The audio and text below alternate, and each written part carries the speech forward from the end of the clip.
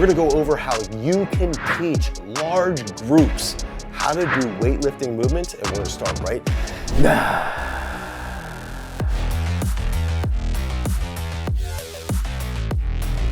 I'm Dane Miller, Olympic strength coach. I coached the 2021 Olympics in Tokyo. I'm about to leave to go to Paris, France for my second straight Olympics. I've been to 10 world championships, and I help coaches and athletes develop programming around how to become starting athletes, how to become NCAA All-Americans, how to become NCAA champions, and eventually make it to that world championship or Olympic level, or even play in the professional league like the NFL. So one of the big questions that I get is, because we use weightlifting movements in our periodization, in our program, is that oftentimes coaches will ask, how do you teach a large group setting how to do a snatch or how to do a clean? Okay, and I think the big factor here is we've got to plan ahead. Okay, we have to be planning ahead. And I've done a couple videos on Peak Strength here where we've talked about what we have to do with the 3 Ps, how we have to plan and really control the room, and how we have to set up the structure of the room based off of what we're gonna be doing. So before we even dive into the formula I like to use, you really need to start to establish,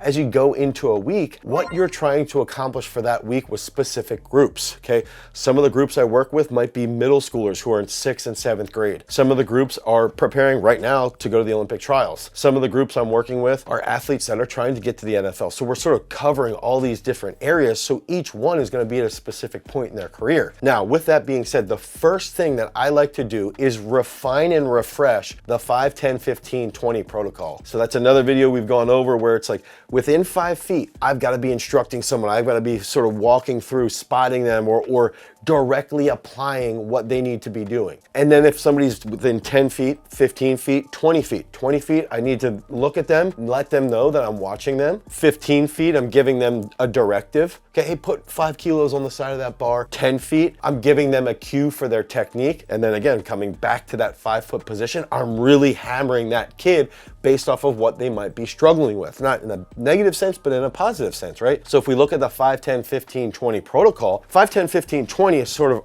our own standard. Okay, the second big aspect here is that we've got to get our athletes to comprehend technique. Oftentimes, strength coaches, and myself included, we are so easy to fall into the sniff ammonia, get mad, think about something that pisses you off, and go squat or go bench or do something that's aggressive, right? That's not a bad thing. That's something that we can really hone in on and we can use to our advantage. But in the world of sports performance, I think we do need to hammer technique. Okay, so if we can focus on technical execution and the priority of technique and really hammer that home, then long term, we can just dial in this specific technique. So where I'm going with this in relation to teaching a large group how to weightlift is that now, if we can instruct everybody on the importance of technique and what the technique is for the movement. If we're doing a snatch, what should a snatch look like? The knee should come back. The bar goes through no man's land. As the knee gets to the reciprocation point, the chest will rise. We push through the heels. The knees go under the bar. We then make contact. We turn our shoulders. We catch overhead, and we have this nice stable position. And we just repeat, repeat, repeat. We do this over and over again. That's the technique of the snatch. And we keep it simple, over again. Then we go into the clean. Okay, we establish the grip on the bar. We establish the foot positioning. We establish what our knees do, what the bar does past our knees, how we make contact, how we catch the bar, how we get into a full range of motion, how we stand that bar up and we control the bar. We don't let the bar knock us all over the place. And we constantly teach the technical model. Every single kid in the gym, if we've got 20 kids, which we've had over 20 kids learn from one coach. If we have 20 kids in the gym and I'm screaming at 20 kids, they still have to be able to say and verbalize the technique of the lift, okay? So that if they can understand what the technique should be, they're all going to execute it slightly different based off of what they've done in the past as an athlete, based off their temperament, based off of any mobility issues that they might have. They're all gonna learn at different speeds. They're all gonna, do these things slightly differently, but they're still following that technical model. Okay, so we hammer home the technical model every day. Every single day. I want to share a quick story right now is that we have a girl who comes in, her name's Loveland. Okay, so Loveland comes in and she's learning how to snatch, she's learning how to clean, she's in 6th grade, she's 11 years old, and she does things over and over and over and over again. And one thing that we're afraid to do as coaches is Loveland will train with the group who's trying to go to the NFL and be, savage football players, and she'll train with Olympic hopefuls. But at the same time, she's 11, 12 years old, and she's just snatching, she's just cleaning, she's just learning how to front squat effectively, do things very basic. And we shy away from teaching the technique and then hammering that for 6 months, 8 months, 10 months, 12 months. And she's in that point of like, look, this is gonna take a year, long-term development to learn this. But the thing is that on the back end, now I'm gonna fast forward to someone like Nick Singleton, who trained with us since he was actually Loveland's age. And with Nick, we did that for 2 to 3 years so that by the time he was a junior in high school, he could clean 160 kilos because the technique was ingrained. That's long-term development. So I think as coaches, we have to engage with the long-term vision, like years. Okay, and then that takes us to that next part. Okay, so we go 5, 10, 15, 20 protocol. Second aspect is that we're going into the technical model. Third aspect, this is a key one. Identify in the room who has bad mobility. Okay, so if you have bad mobility, meaning if they do an overhead squat, they can't do it, right? Like they can only do it to like a box or something like that, or if they get in the bottom position of a clean, or they can't rack a bar on the clean. If they can't do certain things, like if a kid can't rack a bar in a clean, he's probably actually really good at snatching, but then he might only be good at power snatching for the time being. So if we can identify ahead of time and then we put them on specific platforms, okay, this is the platform for kids with a bad front rack. This is the platform for the kids that can't do an overhead squat. Now we can identify where their limits are here and the rest of the groups here, and we're not singling them out, we're not badgering them, we're just quantifying that this group is going to do a specific technical progression, this group will do another specific technical progression, and this group's doing the main technical progression. And everybody's sort of doing their own thing. As a coach, because we've set up the 5, 10, 15, 20 protocol and we understand the technical model, we understand progressions, now we can sort of differentiate